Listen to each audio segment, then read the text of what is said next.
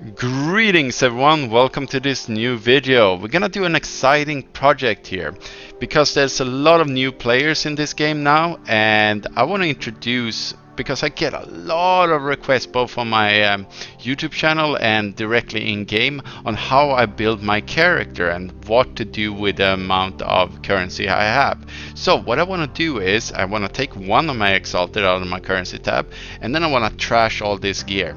I want to trash all my flask, all my level 21 gems, all my stuff, and I want to all my jewels also, and I also want to downgrade my character to level 90 to better simulate how it is to be a new player. And when I have done all of this, I will buy all new stuff completely from scratch for one Exalted in total, and I will kill Shaper with it. That is my goal. Hopefully it will go fine, and hopefully you can learn something from it. You can look at my searches, and which I will show in this video also, and see what I'm actually looking for when I'm buying the gear, because I think I can tell you what I'm looking for, but unless you actually see it and physically can try it out yourself, then you will not learn anything from it. So really take a look at what I'm searching for and when I'm making my trade interactions and stuff like that. And I think it's gonna be pretty easy to make kill Shaper with just one Exalted of everything in this build. But we'll see, it's gonna be interesting. And the whole premises of this is by the old proverb, give a man a fish and feed him for a day, or teach the man to fish and he can feed him for a lifetime.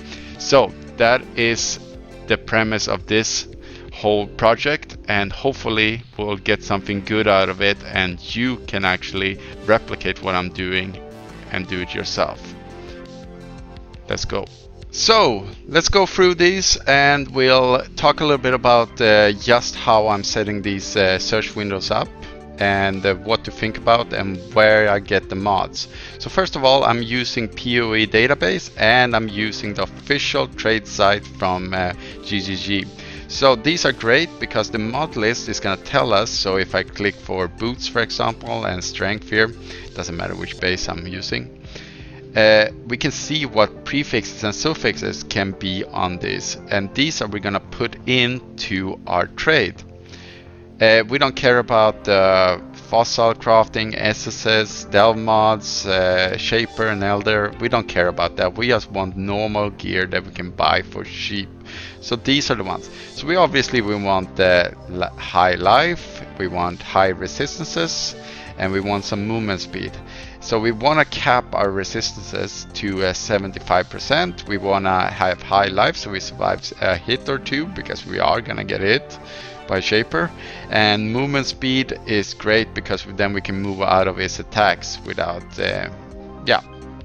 being in some kind of danger. So without further ado, we're gonna go into here, and I'm gonna do one search with you, and the rest I'm just gonna do by myself, and I'm gonna film the results afterwards. So we would need life, of course, and we would need resistances, and I'm putting everything in pseudo here, which is the first thing that comes up anyway.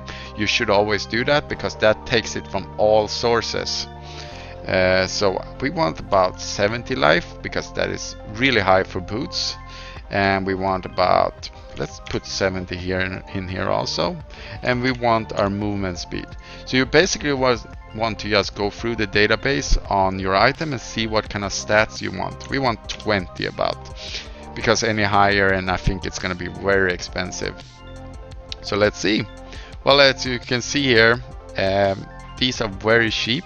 Also something you want to look out for, if this one had one less, let's say it did not have this mod, life regeneration here, that means we could actually craft another resistance.